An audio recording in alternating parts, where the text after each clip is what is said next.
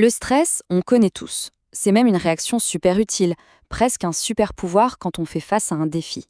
Mais alors, qu'est-ce qui se passe quand la machine s'emballe, quand ce super pouvoir se dérègle et refuse de s'éteindre? Eh bien, c'est là que le stress prend le contrôle. On va voir ensemble comment repérer les signes. Cette impression d'être constamment à bout, d'être toujours sur le fil du rasoir, de jongler avec 1000 choses à la fois. Ça parle à beaucoup de monde, n'est-ce pas? C'est un sentiment tellement, tellement partagé. Et c'est souvent le tout premier signal qui nous dit attention, la coupe est pleine. Et justement, c'est là qu'on bascule dans ce qu'on appelle le stress chronique. Ce n'est plus juste un coup de pression avant une réunion importante, non. Là, ça devient un état de base. C'est comme si le système d'alerte du corps restait allumé en permanence. Imaginez une alarme incendie qui ne s'éteint jamais. Forcément, ça change absolument tout. Ok, premier grand signe, les émotions qui débordent. Pour bien comprendre, il faut s'imaginer que notre capacité à gérer les petits et grands tracas du quotidien, c'est comme une sorte de fenêtre de tolérance. Quand tout va bien, cette fenêtre est bien grande ouverte. Mais en état de stress chronique, elle se rétrécit, mais alors dramatiquement. Et il y a une raison bien physique à ça. C'est notre amygdale, le petit détecteur de menaces dans le cerveau, qui devient complètement hyperactive. Elle sonne l'alarme sans arrêt, et du coup, la marge de manœuvre émotionnelle devient minuscule. Et ce qui est assez fou, c'est que cette perte de contrôle peut se manifester de deux manières qui sont complètement opposées. D'un côté, on peut avoir de l'hyperréactivité. On devient irritable, on se sent submergé, on explose pour un tout petit détail. C'est vraiment la goutte d'eau qui fait déborder un vase qui est déjà plein à ras-bord.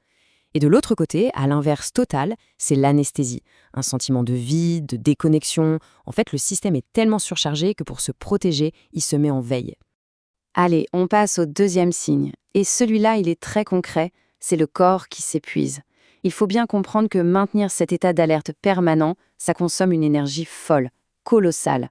Donc, inévitablement, le corps finit par dire stop, il s'épuise.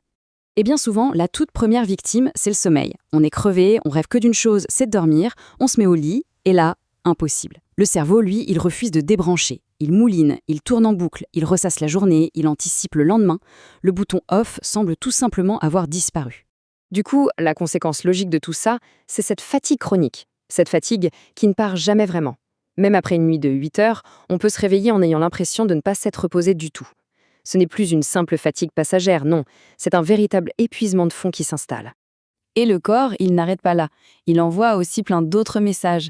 Des maux de dos qui apparaissent comme ça sans raison apparente, le fait de serrer les mâchoires très fort la nuit, ce qu'on appelle le bruxisme, ou encore des maux de tête à répétition, des problèmes digestifs. Attention, tout ça, ce ne sont pas juste des petits détails, ce sont de vrais signaux. Voilà, le point vraiment crucial, c'est de réussir à connecter tous ces points. Parce que, pris séparément, une difficulté à s'endormir, un peu de fatigue, un mal de dos, ça peut sembler anodin. Mais quand on les met tous ensemble, eh bien ça dessine un portrait très clair, celui d'un système nerveux qui est en surchauffe permanente. On arrive maintenant au troisième signe. Et celui-ci est peut-être le plus subtil et aussi le plus insidieux. C'est quand l'esprit devient tout simplement incapable de quitter le mode survie, même quand il n'y a objectivement plus aucun danger. Cette phrase, elle est parfaite pour illustrer ça. Le corps est en week-end, mais la tête est restée au bureau. C'est exactement ça. Le corps est peut-être en repos, en train de passer du temps en famille, de faire un loisir, mais la tête, elle, est restée coincée ailleurs. Elle rumine, elle s'inquiète, elle planifie. En gros, la pause n'est jamais une vraie pause. Ce phénomène, c'est ce qu'on appelle l'hypervigilance. Et ça se manifeste comment? Eh bien par cette rumination incessante, le fait de repenser sans arrêt au travail, aux soucis.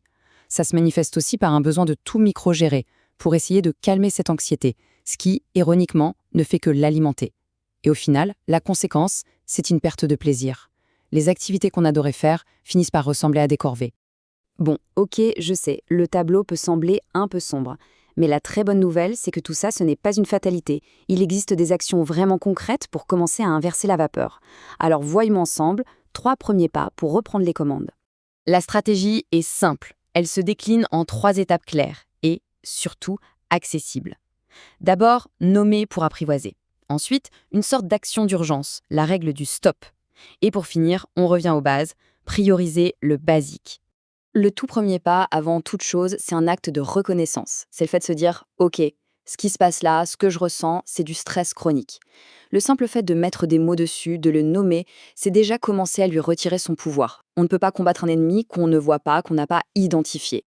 Deuxième pas, Une action physique à faire tout de suite. Plusieurs fois par jour, l'idée c'est de s'arrêter, littéralement, de faire stop, de prendre 5 petites minutes pour se concentrer sur sa respiration. Une respiration lente, profonde, par le ventre. Ça, c'est un signal direct qu'on envoie au système nerveux pour lui dire « Hé, tout va bien, le danger est passé, tu peux te calmer ». Et enfin, le troisième pas, c'est de revenir à l'essentiel, au basique. On ne peut pas espérer réguler ses émotions si les fondations physiques de notre corps sont fragiles. Ça veut dire quoi concrètement? Ça veut dire faire du sommeil une priorité absolue, s'hydrater correctement et bouger un peu tous les jours. Ce sont les piliers, c'est la base de la base et ce n'est pas négociable. Voilà, pour résumer, la clé, c'est d'abord de reconnaître ces 3 grands types de signes. Les signes émotionnels, physiques et mentaux. Mais le vrai changement, il commence avec une décision, celle de faire ce premier petit pas. Et avant de finir, un point vraiment important. Ce qu'on vient de voir, ce sont des pistes de réflexion, des éclairages. Si ces signes persistent, s'ils sont sévères et qu'ils impactent lourdement le quotidien, la meilleure chose à faire, sans hésiter, c'est de consulter un professionnel de santé. Ce n'est pas un aveu de faiblesse, c'est un acte de soin et de grande bienveillance envers soi-même. Alors, pour conclure, une petite question. Pas pour tout révolutionner en une seule journée, bien sûr, mais simplement en pensant à la journée qui vient. Quelle toute petite pause, juste pour soi, serait-il possible de s'accorder aujourd'hui ?